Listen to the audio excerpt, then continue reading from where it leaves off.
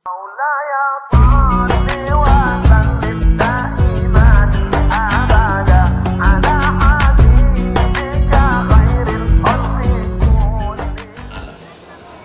Allah sudah menentukan takdir kita sehingga kita hanya tinggal menjalani saja, lantas di mana fungsinya doa? Betul juga pertanyaan. Memang cerdas orang Medan. Kan udah ditetapkan Allah semuanya kan? Kalau udah ditetapkan Allah, untuk apalah kita berdoa lagi? La yaruddul qada illa doa. Tak ada yang bisa menolak takdir kecuali doa.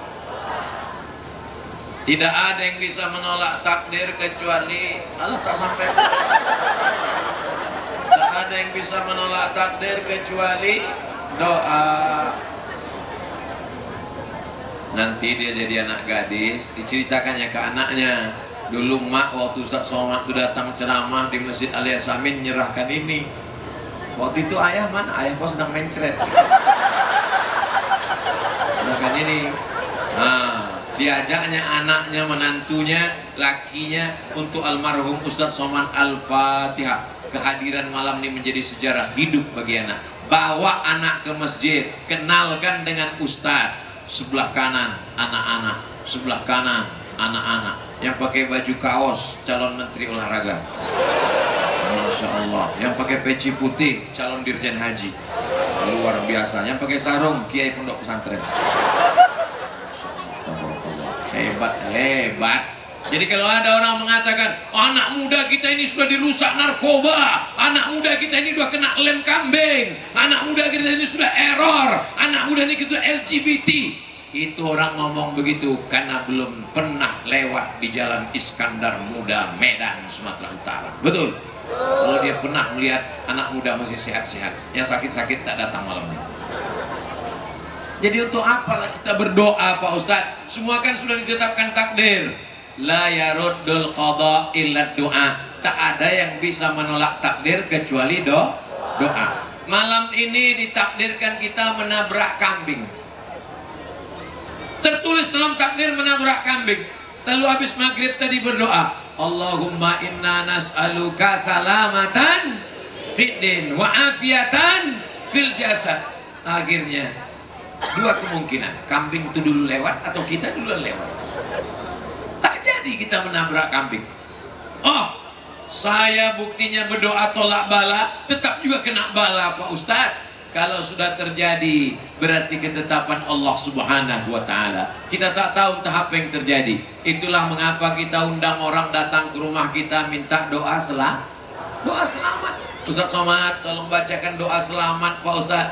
Allahumma inna nas'aluka salamatan fid din wa afiatan fil jasad wa ziyadatan fil ilmi wa barakatan fil rizqi.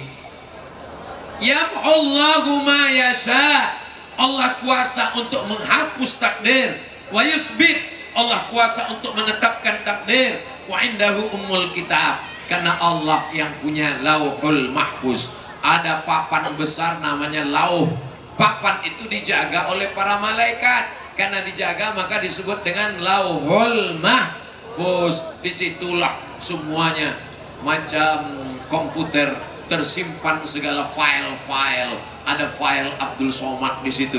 Itu semuanya kuasa Allah. Maka kita meminta berdoa pagi, petang, siang dan malam supaya yang baik-baik saja ditetapkan untuk kita, yang jelek, yang musibah dijauhkan. Makanya ada doa tolak bala. Allahumma dafa'an al-ghala wal waba wal fahsya wal riba wal zina wal munkar was suyufal mukhtalifata was syada'ida wal mihad ma dhahara minha wa ma batan. Jauhkan kami malapetaka, bencana, musibah, riba, zina, narkoba, tsunami, berbagai macam segala yang tidak baik, menjauhkan segala macam yang buruk-buruk, mendekatkan segala yang baik-baik. Jelas jawabannya? La yaruddul qada illa doa. Tak ada yang bisa menolak takdir kecuali doa. Ini kosong pula. Oh, di dalam. Bagaimana hukum bertawassul dalam berdoa? Bertawassul. Ada 3 orang terjebak di dalam gua. Tahu Bapak Ibu gua? Gua yang paling banyak itu di Jakarta. Siapa lu? Siapa gua? Bukan gua yang itu. Gua tuh maksudnya lobang batu, lobang tanah. Ada orang musafir, turun hujan, masuk dia ke dalam gua berlindung supaya tak kena hujan. Begitu dia di dalam gua bergelinding batu besar dari atas bukit, tertutup pintu gua, tersumbat mereka di dalam. Lalu 3 orang ini berdoa. Yang pertama berdoa, ya Allah, aku punya pembantu, gaji tak diambilnya, dia pergi tak tahu kemana. Gajinya itu tak kuambil, takut aku makan haram. Gajinya aku belikan ke kambing, kambingnya beranak pinak. Setelah itu dia datang lagi, kupanggil pembantuku itu, pembantu, come here just a minute, sini sebentar, ada yang mau kuceritakan ke kau. Dulu sebelum kau pergi, gajimu tak kau ambil kan? Enggak, gaji kau tuh kubelikan ke kambing. Itu kambing sekandang tuh punya kau semua. Akhirnya pembantu itu mengambil kambing itu semua. Parah juga dia, satu pun tak ada disisakannya untuk aku. Ya Allah, kalau memang amalku ini ikhlas karena Engkau, aku bertawassul kepada Engkau, kabulkanlah doaku, bukakan pintu gua nih ya Allah. Terbuka pintu gua sedikit, tapi belum bisa badannya lewat. Karena pertumbuhan itu ke atas, bukan ke samping. Itu yang dimaksud dengan tawassul. Bertawassul dengan amal soleh, bukan soman. Ya ayyuhalladzina amanu taqullah. Hai orang beriman, bertakwalah kepada Allah. Wabtaghu ilaihil wasilah. Bertawassullah kepada Allah dengan amal soleh. Yang pertama, tawassul dengan sedekah. Maju yang kedua, ya Allah, aku tak kaya, tapi aku ada emak ayahku. Suatu malam aku pulang dari kerja membawa susu. Anakku menangis lapar, biniku menangis lapar, tapi ku tunggu emakku tertidur dengan ayah. Begitu mereka bangun, ku kasihkan susu. Ya, mak, minumlah. Kalau memang ini baktiku kepada engkau, aku bertawassul kepada engkau. Berkat baktiku kepada emak ayahku, bukakanlah pintu gua ini. Ini dalil boleh bertawassul kepada Allah dengan amal bakti kepada kedua orang. Orang dulu begitu, ditunggunya emak ayahnya bangun baru dikasih ke anak bininya. Orang sekarang enggak, sisa-sisa anak bininya baru dikasihnya ke emak. Apa tak neraka jahanam tempatnya? Dunia neraka, akhirat neraka. Pak Ustadz, orang kalau sudah dapat di dunia neraka, di akhirat kok dapat lagi? Dapat. Di dunia itu apa? DP-nya. Yang ketiga, aku tidak kaya macam yang pertama. Aku juga tak punya amak dan ayah karena sudah meninggal. Tapi aku ganteng. Ganteng Pak Ustadz, di Medan ganteng. Kabel. Aku punya sepupu perempuan. Aku jatuh cinta sama dia, dia pun suka sama aku.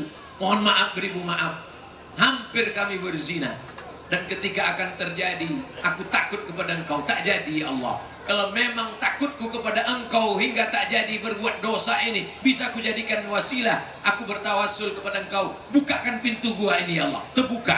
Itulah dalil tawassul, ada dalam Sahih Bukhari. 3 orang. Pertama bertawassul dengan sedekah. Kedua bertawassul dengan bakti kepada kedua orang tua.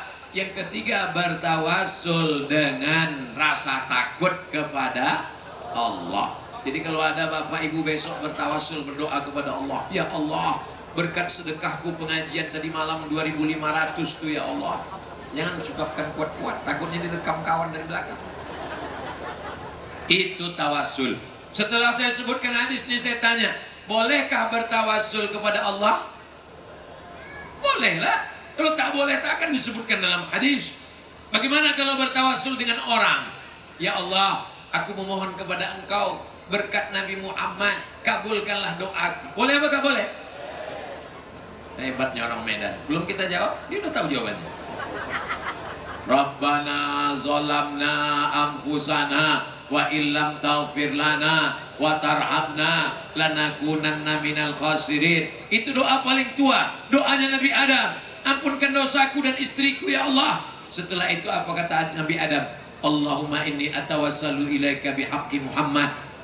Berkat Nabi Muhammad, ampunkan dosaku ya Allah. Nabi Adam menyebut Nabi Muhammad dalam tawassulnya? Apa itu? Masya Allah, dekat kita dari Kuala Namu ternyata. Ya Allah, berkat Nabi Muhammad, ampunkan dosaku ya Allah. Allah bertanya kepada Nabi Adam. Allah bertanya bukan karena Allah tak tahu. Allah maha tahu. Allah mau kasih tahu pada siapa yang tak tahu. Nama siapa yang kau sebut tadi?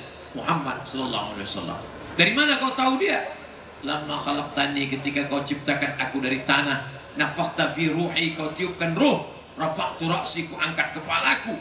Ku tengok di tiang aras ada tulisan Muhammad sallallahu alaihi wasallam. Itu menunjukkan kedudukan dia mulia.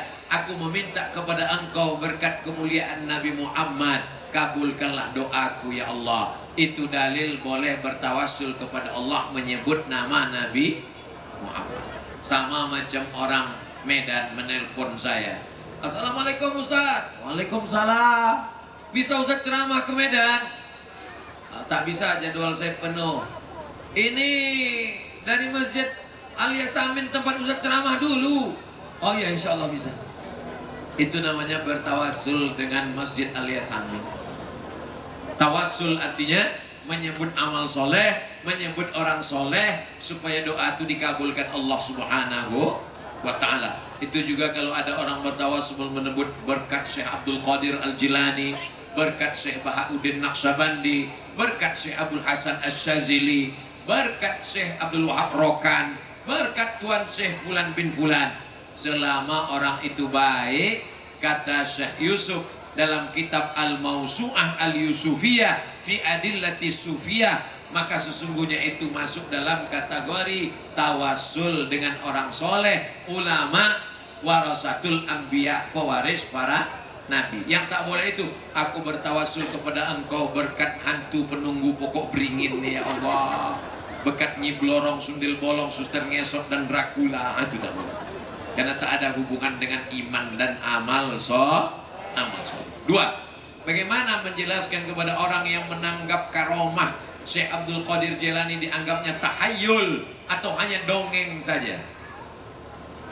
Ulama besar kita Imam Syafi'i meninggal tahun 204.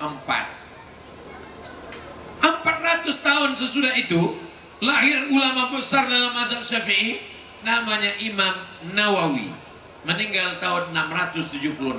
Kata Imam Nawawi, ulama yang paling banyak karomahnya, yang mutawatir diakui ulama Ahlussunnah wal Jamaah adalah Syekh Abdul Qadir Al-Jilani, Sultanul Aulia, sultannya para wali. Itu yang mengakui karomah Syekh Abdul Qadir Jilani itu adalah Imam Nawawi.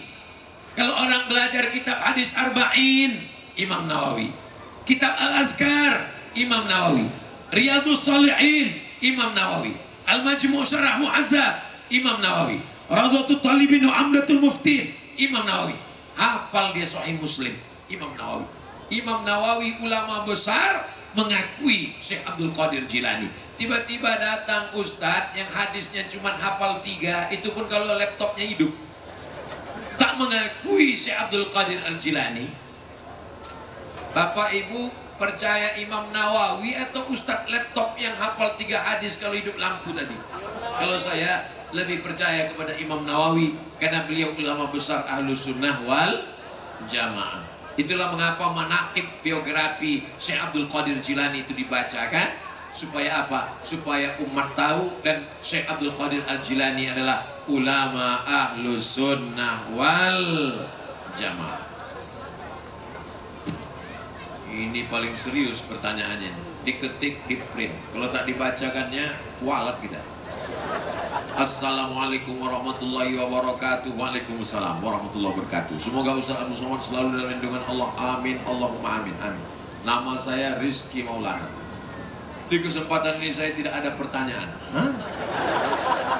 Namun saya hanya bercerita sedikit mimpi saya dengan Ustaz.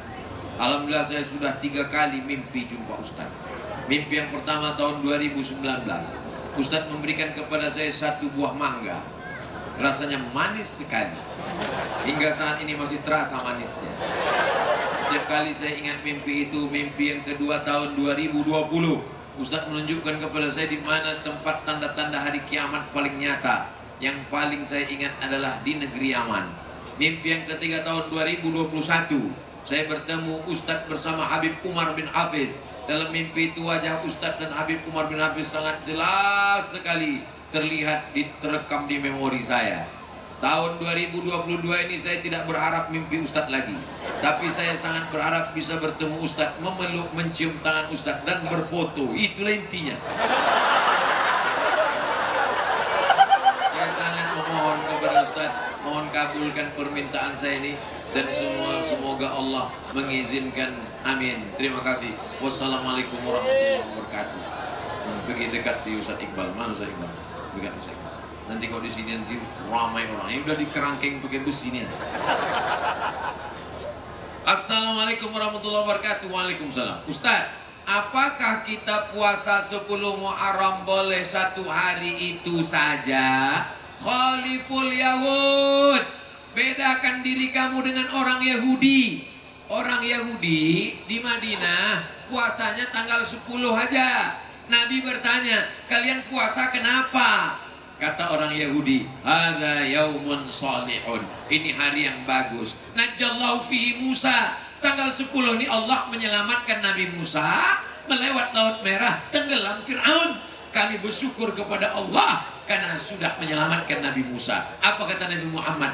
Ana ahaqqu bi Musa minkum. Aku lebih berhak terhadap Musa daripada kamu. Maka Nabi memerintahkan sahabat, sumu, berpuasalah kamu, tapi bedakan dengan orang Yahudi. Yang paling bagus 3 hari, 9, 10, 11. Kalau tak sanggup, 9, 10 saja. Mudah-mudahan kita bisa puasa 9, 10 insya Allah. Amin ya Rabbal. Andai ada orang berpuasa 10 saja, tapi niatnya tak ada menyerupai Yahudi, tetap boleh. Tapi yang afdalnya adalah 9, 10. Ingat nanti tanggal 9, tanggal 10 berpuasa Asyura. Asyura artinya asyara 10. Asyura 10 Muharram, karena pada hari itu Allah menyelamatkan Nabi Musa dan menenggelamkan Fir'aun. Mudah-mudahan kita pun selamat dari akhir zaman fitnahnya yang luar biasa ini insyaallah. Amin ya Rabbal alamin. Apakah tidak menyamakan puasa dengan orang Yahudi? Terima kasih Pak Ustaz. Kembali kasih. Sudah terjawab.